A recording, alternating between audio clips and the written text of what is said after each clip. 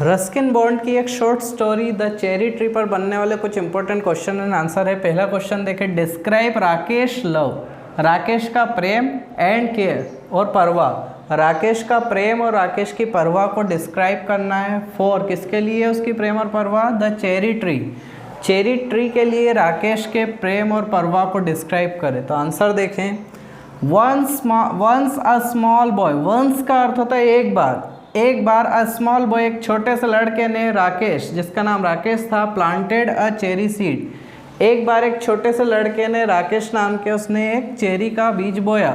विच जो कि in due course of time, in due course of time का मतलब होता है सही समय आने पर, वो जो बीज था वो सही समय आने पर स्प्राउटेड, खिल उठा, into a full flashed tree, एक जो छोटा सा बीज चेरी का बोया गया था वो सही समय आने पर एक भरा पूरा पेड़ बन गया। फुल फ्लैश्ड मतलब बिल्कुल भरा हुआ, फ्लैश्ड मतलब भरा हुआ, पूरा भरा एक पेड़ बन गया। प्रोड्यूसिंग और उसमें लगने लग गई, क्या लगने लग गई? चेरीज, चेरीज उसमें लगने लग गई। द वे जिस तरह से ही took care of self planted cherry tree, जिस तरह से उसने अपने द्वारा बोए गए चेरी ट्री का ध्यान रखा। टुक केयर मतलब ध्यान रखा। शोस वो हमें ये बताता है, जिस तरह से राकेश ने अपने ही द्वारा बोए गए पेड़ का ध्यान रखा हुआ हमें ये बताता है हिज लव फॉर नेचर, क्या बताता है? प्रकृति के प्रति उस व्यक्ति का, उस राकेश का, उस छोटे से लड़के का प्रेम बताता है, लव फॉर नेचर। व्हेन जब राकेश टच्ड द ट्री, जब राकेश ने उस पेड़ को छुआ, ही फेल्ट उसे महसूस हुआ, दैट कि it was like God itself, उसको लगा कि यार ये पेड़ नहीं, ये साक्षात भगवान है एक तरह से। जब उसने उस पेड़ को छुआ तो उससे ये महसूस हुआ कि ये साक्षात क्या है? भगवान है। दस इस तरह से द चेरीज सक्सीडेड, इस तरह से जो चेरीज थी वो सफल हुई। इन किस में सफल हुई? In carrying a profound message, profound का मतलब होता है गहरा, गहन, एक गहरा मैसेज, एक गहरा संदेश देने में। वो जो पेड़, वो जो फल थे चेरीज, वो सफल हुए एक गहरा संदेश देने में। किसका संदेश? ऑफ लव एंड केयर, प्रेम और परवाह का एक गहरा संदेश देने में वो चेरीज सफल हुई। एज इट वॉज ओनली, क्यों ये क्यों सफल हुई? क्योंकि इट वॉज ओनली, ये केवल ड्यू टू लव, ये केवल प्रेम की वजह से ही था, एंड केयर और परवाह की वजह से, प्रेम और परवाह की वजह से ये था। क्या था? कि द ट्री ग्रू, वो जो पेड़ था वो बड़ा हुआ, एंड ब्लॉसम्ड और उसमें फूल और कलियां खिलने लगी, विथ चेरी ट्री फ्रूट्स और उसमें चेरी फ्रूट लगने लगे। वो पेड़ बड़ा हुआ, the tree grew and blossomed with cherry fruits, वो पेड़ बड़ा हुआ और उसमें चेरी के फल लगने लगे। किस वजह से हुआ था? Only due to love and care, ये प्रेम और परवाह की वजह से हुआ था। अगला क्वेश्चन देखें इसका।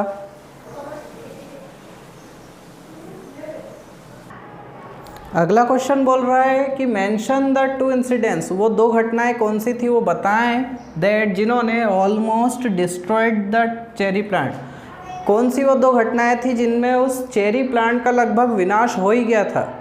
तो जिन्होंने समरी देखी है वो तो बता ही देंगे कि वही बकरी घुस गई थी गार्डन में तो वो खा गई थी पत्तियाँ, दूसरी एक महिला ने घास काटते काटते उसको, पौधे को काट दिया था। तो जिन्होंने समरी देखी वो बता पाएंगे, जिन्होंने नहीं देखी वो देख लेना, इस वीडियो के डिस्क्रिप्शन में उसकी लिंक है, बहुत अच्छे से मैंने पूरी स्टोरी की समरी समझाई है। देखिए इसका आंसर कि वो कौन सी दो घटनाएं थी जिन्होंने चेरी प्लांट को लगभग डिस्ट्रॉयड, ऑलमोस्ट डिस्ट्रॉयड, लगभग ख़त्म ही कर दिया था। तो देखिए द फर्स्ट इंसिडेंट, पहली घटना थी when the cherry tree was almost destroyed, जब चेरी पेड़ लगभग खत्म हो गया था। उसकी पहली घटना ये थी, वो ये थी कि when a got entered the garden, जब बकरी उस गार्डन में घुसी, जिस गार्डन में उस चेरी के पौधे को उगाया गया था, जब उस बकरी उस गार्डन में घुसी, and at all it's leaves, और उसने सारी पत्तियाँ उसकी खा डाली। ये क्या था? पहली इंसिडेंस था।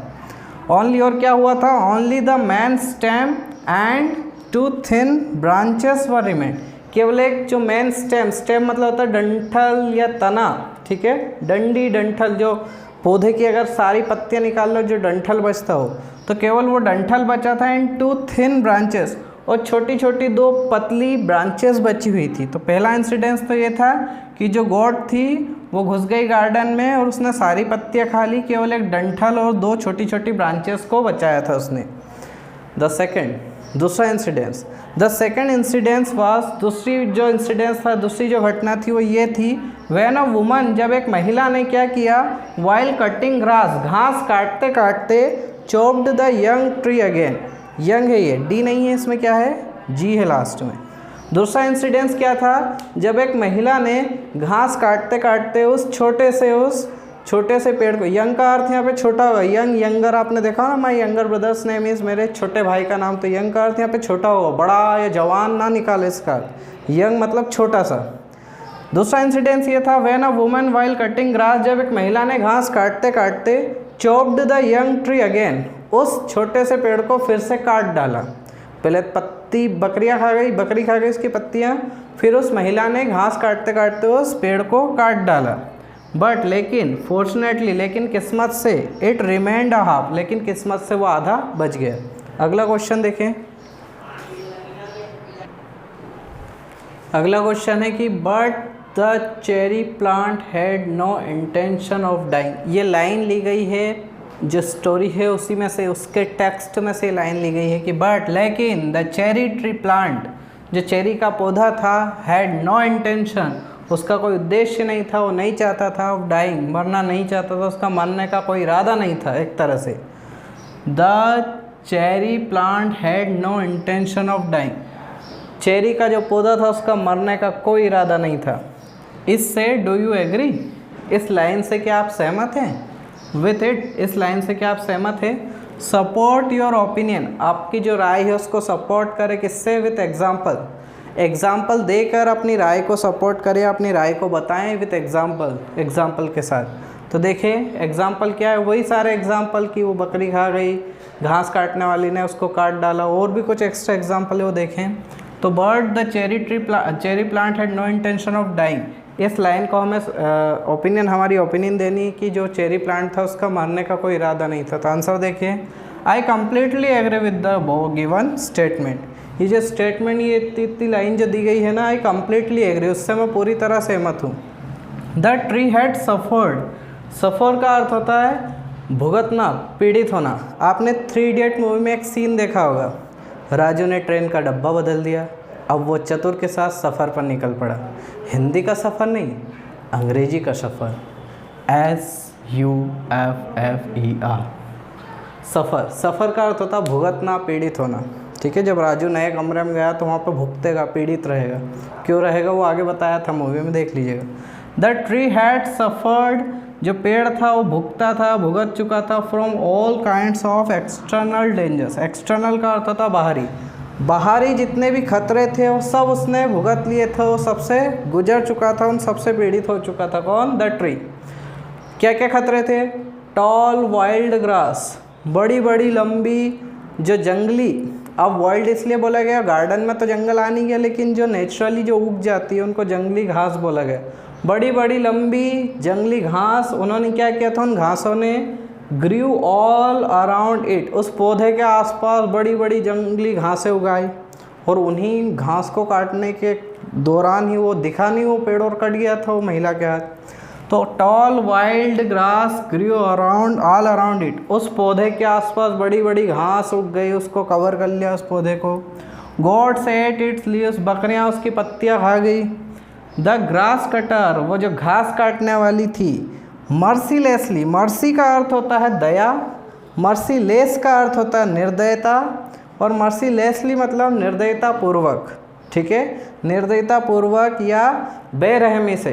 ठीक है, तो जो ग्रास कटर थी, वो जो घास काटने वाली थी, मर्सीलेसली उसने बेरहमी से या निर्दयता पूर्वक कट इट इनटू 2, उस पौधे को 2 हिस्सों में काट डाला था। बेचारी ने अनजाने में किया था, उसको बताया थोड़ी गया था कि ये मेरा पौधा, इसको मत काटना, उसने काट दिया। ठीक है, तो उसको 2 भागों में काट दिया उसने।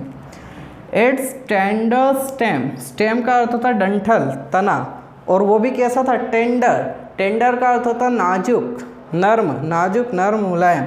तो जो टेंडर स्टेम था, उसका जो नाजुक सा तना था, फेस्ड हैवी मानसून, उसने बहुत ज़्यादा मानसून। ठीक है, मानसून का अर्थ था बारिश का जो मौसम रहता है उसको मानसून बोलते हैं। बहुत ही ज़्यादा हैवी मानसून, बहुत ज़्यादा बारिश का सामना किया उसने।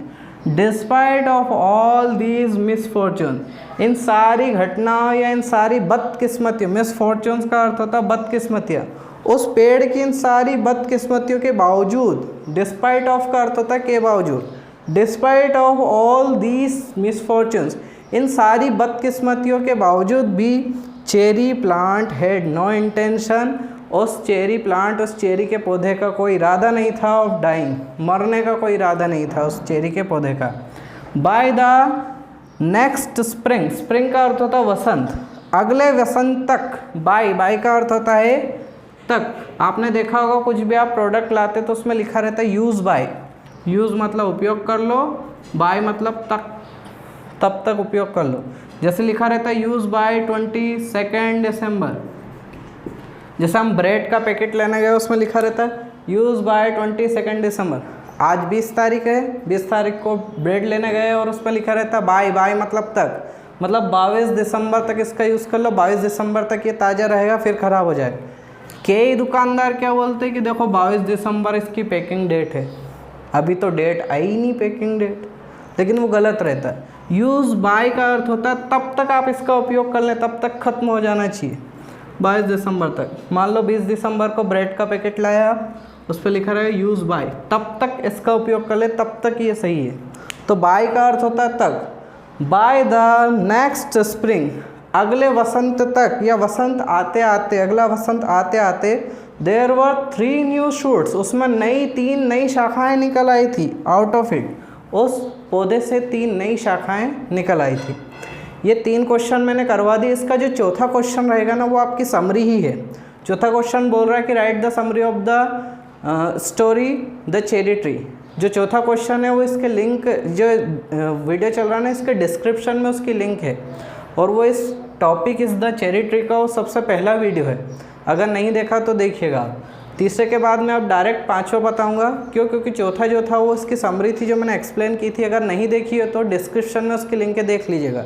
अगर ये 3 क्वेश्चन अच्छे से समझ में आया, आपको ये वीडियो था जो अच्छा लगा आपको, तो इसको लाइक करके जाइएगा। चैनल पे नए हैं तो सब्सक्राइब कीजिएगा, ठीक है। अगला मैं 5वां क्वेश्चन अगले वीडियो में लेके आऊँगा। Thank you.